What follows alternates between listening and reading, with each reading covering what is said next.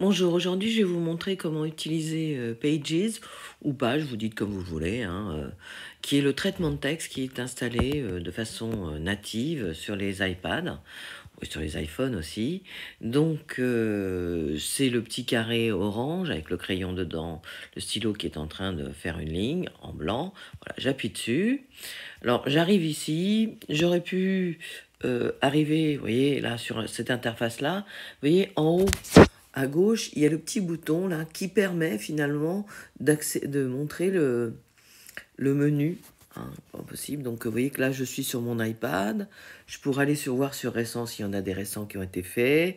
Suppression récente, là je vois tout ce que j'ai supprimé. Vous voyez, mine de rien, ça peut être intéressant pour récupérer des choses qu'on a perdues. Voilà. Donc je vais retourner donc sur mon iPad. Là, j'ai le petit plus en haut où je peux créer un document. On va faire le plus simple, créer un document. J'appuie dessus. Alors, il me propose plein de possibilités. Vous voyez, il y a plein de modèles. Bon, nous, on va faire le modèle le plus simple, vierge, standard. Voilà, donc ça sera du A4, assez basique. Donc, je tape mon texte. Jusque-là, tout va bien. Hein. Tape mon texte. Ok, il me propose en dessous. Je mets un point. Voilà. Donc, quand je veux aller à la ligne, j'appuie sur ce bouton-là, mais là, c'est exactement pareil que sur un Android. Et puis après, alors, j'ai oublié de vous le dire, mais premier petit conseil, mettez-le dans le format paysage. Mettez votre tablette dans cette configuration et non pas dans l'autre sens. Parce que dans l'autre sens, le menu est plus petit et donc il y a plein de petites choses qu'il faut ouvrir pour pouvoir accéder au menu des détails. Alors que là, on a à peu près tout le détail, hein, sauf bien entendu ce fameux petit bouton qui plaît beaucoup hein, sur iPad, hein, le petit bouton 3 petits points qui vous met un petit peu tout ce qu'il n'a pas pu mettre ailleurs. Donc, je peux, une fois que j'ai tapé mon texte, bien entendu, je peux sélectionner le texte et voilà, je sélectionne et puis aller dans format et dire je vais le mettre en gras ou je peux aller aussi ici en bas, vous voyez, par exemple, j'ai sélectionné et je peux changer, par exemple, le mettre en impact, vous voyez. Donc c'est ça qui est un petit peu étonnant. Je peux aussi aller là et je peux augmenter la taille de la police. C'est-à-dire que ce qui est un petit peu surprenant, c'est qu'il y en a en haut, en bas. Voilà. J'augmente la taille de la police. Ici, je peux aligner à gauche, au centre. Ce qui habituellement, quand on est sur Android, est marqué en haut, et ben c'est en bas. Voilà. Et ici, bien entendu, je peux faire un saut de page, saut de ligne, saut de section, saut de colonne, numéro de page, insérer un numéro de page, etc. Donc, c'est quand même assez basique. Je vais quand même retourner et le mettre aligné à gauche. Voilà. Donc j'ai tapé mon texte, je suis assez contente. Donc vous voyez qu'il y en a un petit peu en haut, un petit peu, et puis un petit peu en haut, un petit peu à bas. Maintenant je vais vouloir rajouter une image, donc je vais aller à la ligne, hop. Je vais baisser mon clavier. Alors vous voyez qu'en bas, là, il y a la petite icône d'un clavier avec une petite flèche vers le bas. J'appuie, comme ça je vois tout mon écran. Alors je peux, bon, je pense pas que c'est d'intérêt, premier petit bouton, rajouter une table des matières. Bon, je pense que c'est pas tellement. Je peux aussi ajouter un tableau. Alors vous voyez qu'il y a pléthore de tableaux qui sont possibles. Voilà, donc je vais mettre celui-là par exemple. Et puis si je veux sélectionner toute la colonne, j'appuie sur le A. Si je veux sélectionner la colonne B, j'appuie sur le B, etc. Vous voyez qu'à chaque fois quand j'appuie dessus, il me propose différentes petites choses. Si, excusez-moi, si j'appuie ici, voilà, si j'appuie sur le tableau ici, eh bien il me propose même de supprimer le tableau, de copier, coller, voilà. Donc il y a quand même beaucoup de choses possibles, voilà. Je vais aller ici, voilà. Donc, bien entendu, je vais sélectionner, voilà, si je veux écrire, ben, j'avais fait un double appui et je tape mon texte, hein, voilà, sans problème. Alors, je peux effectivement, bah là, selon le même principe, sélectionner, je tape, et puis aller, vous voyez là, les petits pinceaux là qui sont en haut. Je peux aussi aller dans format, hein, mais le petit pinceau en haut va me permettre de changer, de modifier, vous voyez, ma cellule. Donc, par exemple, changer la couleur du texte, dire, ben voilà, je vais mettre un texte en dégradé. Alors là, on me propose deux couleurs, mais si j'appuie sur la petite flèche, je peux dire, ben voilà, je vais faire dégradé comme ça. Et je vais pouvoir voir ce que ça fait. Puis je peux changer aussi celle-là, mettre un violet par exemple. Hop, voilà. Et je vois que mon texte, voilà, vous voyez, il est tablé. Alors là, il n'est pas très très lisible, mais c'est à peu près lisible. Alors j'aurais pu tout sélectionner. Donc c'est le même principe. Je vais dans toujours le petit pinceau pour modifier. Donc je vais pouvoir aligner, centrer, ajuster le texte, remplir la cellule. Alors vous voyez que là, il y a la barre rouge, transversal, ça veut dire qu'il n'y a pas de remplissage. Et ben, je peux dire, ben non, finalement, alors une couleur un petit peu tristounette, là. Ou je peux choisir une couleur, donc on va prendre une couleur bleue, mais j'aurais pu aussi choisir un dégradé. Alors là, mon texte est encore moins lisible, hein. Donc je peux le sélectionner, voilà. En haut, en bas, excusez-moi, ici je peux changer la couleur, donc je retourne dans le pinceau, et puis on va changer la couleur du texte, on va mettre couleur et on va mettre blanc, voilà. Voilà, et donc là c'est un petit peu plus lisible, voilà, donc on peut faire tout un tas de choses, et hop, quand on est sur le truc, vous voyez que là, il y a les petits, tout en bas, il y a une petite icône. Si j'appuie dessus, il me propose soit si je vais vers le haut, de rajouter une colonne. Si je vais sur le bas, de retirer une colonne. Vous voyez? Donc c'est quand même assez facile à faire, donc un tableau. Alors, j'ai oublié de vous parler quand même d'un bouton qui est important. Alors, contrairement à Android où il y a annuler et répéter, là, il y a la flèche annuler. Donc, vous voyez, je vais appuyer sur la flèche annuler pour annuler toutes les modifications que j'ai faites. Bon, je peux aussi, bien entendu, sélectionner le tableau, et là, je supprime le tableau directement. Voilà. Donc, je peux donc rajouter un tableau, je peux rajouter un graphique. Alors, je sélectionne mon graphique. Toujours pareil, je vais utiliser le petit pinceau qui est très pratique, donc je peux modifier la série. Alors, vous voyez, c'est vert clair et vert foncé, ben, j'appuie, puis là, je vais dire, bah, je vais la mettre plutôt jaune. Voilà, et vous voyez que ça change tout de suite. Et je retourne dans série, voilà. Et puis je retourne, je peux modifier l'autre, et puis je dis, oh, bah, je vais faire vert pâle. Voilà, ouais, vert encore plus pâle. Encore plus pâle, voilà. Et donc je peux modifier le trait. Là aussi, il y a les étiquettes, hein, les étiquettes, donc qui peuvent être, là je rajoute, hein, le format des nombres, etc.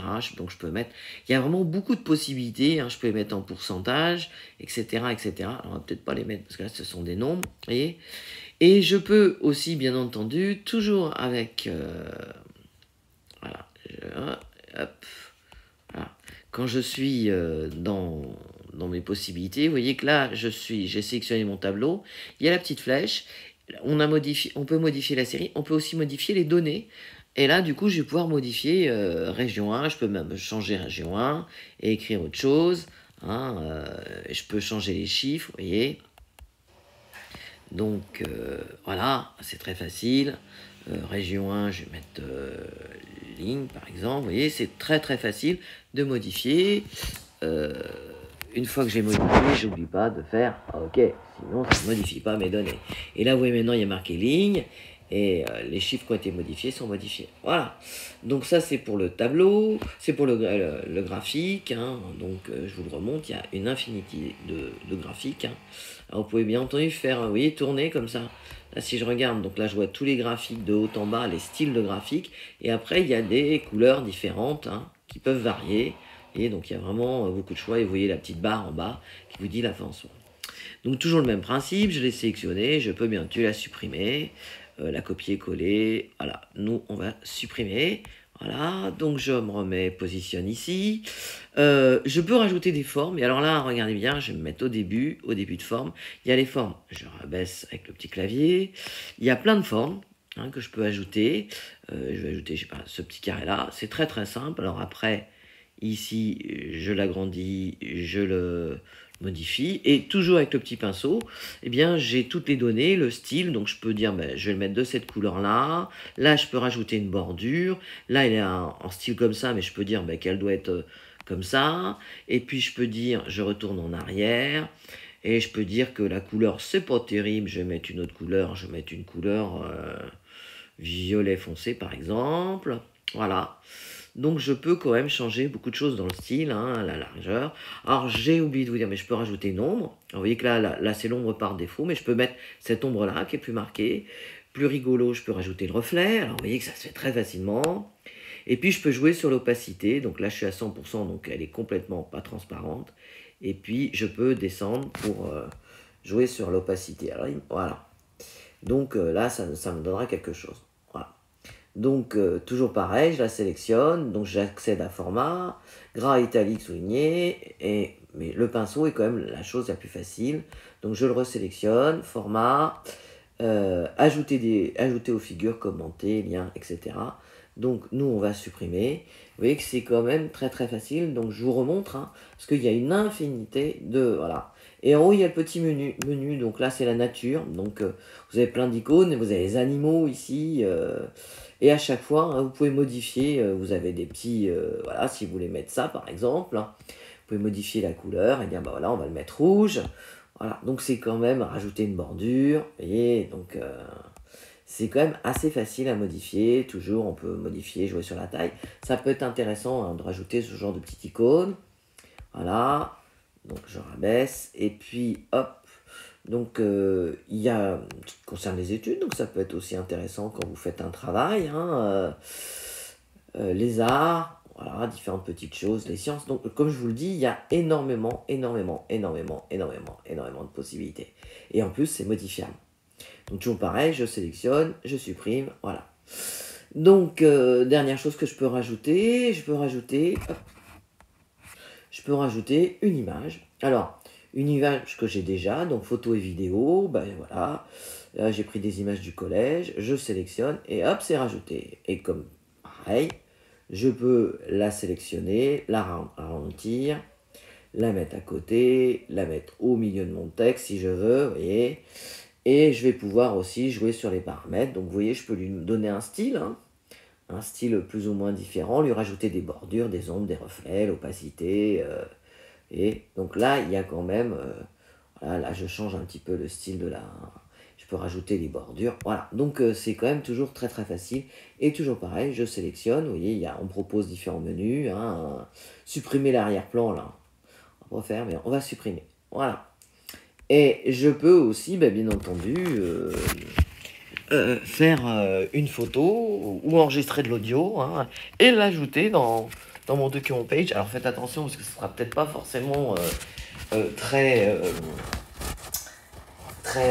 compatible si vous voulez le mettre par exemple. Mais par exemple, je vais faire une photo, j'appuie sur caméra, j'autorise à accéder à l'appareil photo, j'autorise, et là, bon, bah, je prends une photo, voilà, hop, j'appuie, elle est prise, et puis j'ai pu, alors vous voyez, soit reprendre, si je ne suis pas contente de la photo, soit utiliser, ben moi je vais dire utiliser, c'est en bas, voilà, et l'image va apparaître, et comme toujours, je vais pouvoir la réduire,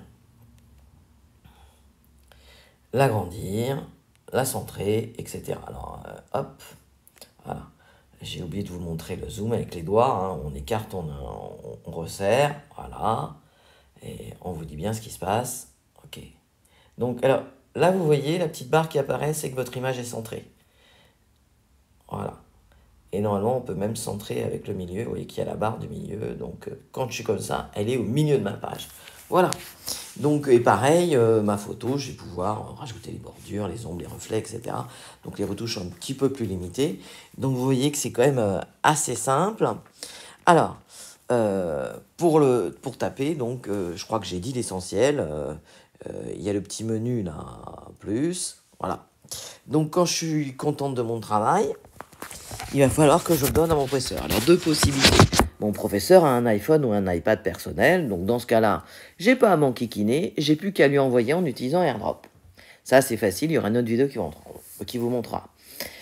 J'ai un professeur qui, lui, n'a pas d'iPad ni de Mac, et donc, lui, il va falloir que vous modifiez le format, parce que le format sur iPad et iPhone n'est pas le format Word qu'utilisent la plupart de vos professeurs ou OpenOffice, donc il va falloir...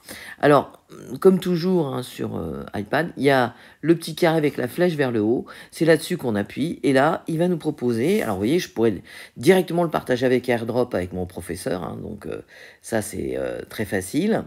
Et il va me proposer soit de le copier, de l'exporter ou de l'envoyer, de l'imprimer, de l'ajouter au tag, de l'enregistrer dans fichier.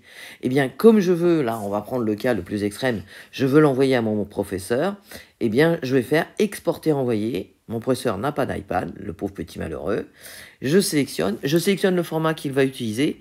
Alors, on va prendre Word. Faites attention, si vous prenez PDF, ben, le professeur ne pourra pas corriger. Si vous prenez Word, il pourra retoucher le texte et modifier...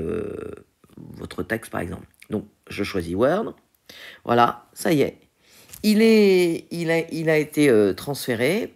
Alors, là, vous voyez, il me propose de l'enregistrer dans Fichier. Je vais l'enregistrer dans Fichier. Et là, tout en bas, là, il me propose de modifier le texte. Alors, vierge, c'est vrai que ça ne parle pas beaucoup.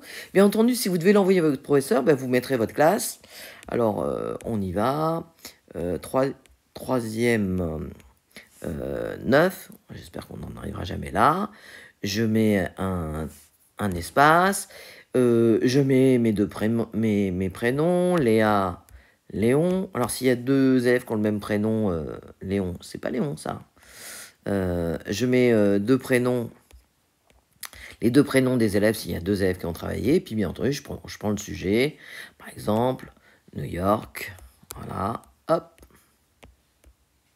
Voilà. Et j'ai plus qu'à enregistrer. Alors, faites attention sur les Apple. L'enregistrement, c'est pas en bas, comme on a l'habitude sur Android, c'est en haut. Vous voyez le petit bouton en haut, à droite, enregistrer. On appuie sur enregistrer. Maintenant, il est sur fichier. Voilà. Pour revenir, j'aurais pu aussi changer le nom ici. Vous voyez, quand j'appuie là, ici, sur Vierge, qui est le nom d'origine, eh ben, je peux renommer, déplacer, exporter, imprimer. Donc moi, je vais faire renommer, par exemple. Et là, je vais l'appeler test. Voilà, comme ça. Hop. Et donc, s'il est renommé, je peux le renommer là ou le renommer au moment où j'enregistre sur fichier. Après, une autre vidéo vous montrera comment envoyer votre travail au professeur. Il y a plusieurs possibilités. Voilà, fini.